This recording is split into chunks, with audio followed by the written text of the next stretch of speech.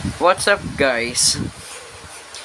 Today I will rant on Harris Track the Go Animator.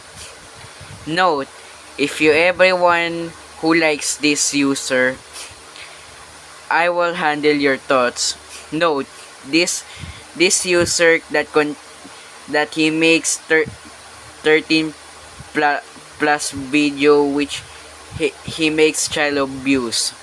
So I would highly suggest do not trust this user anymore. But anyways, let's start.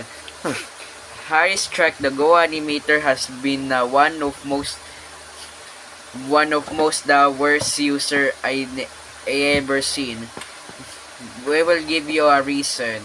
1.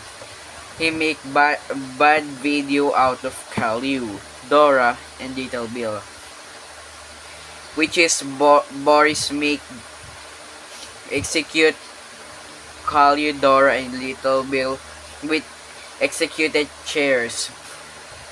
2. His content is filled with bloody violence, swearing, and others, which he proved he acts like Paper Luigi 99, which he is sucks. 3 he make punishment video out of Caillou, which is not disciplining. This also child abuse. And there's more 1+1 reason. The 4th reason is you're gonna be mad about this. He made the video where Caillou chop his private organ. Seriously, dude. Do you know that chopping private organ can make you permanent get a community guidelines strike? That's why no one can trust you now. Do you know who likes this user?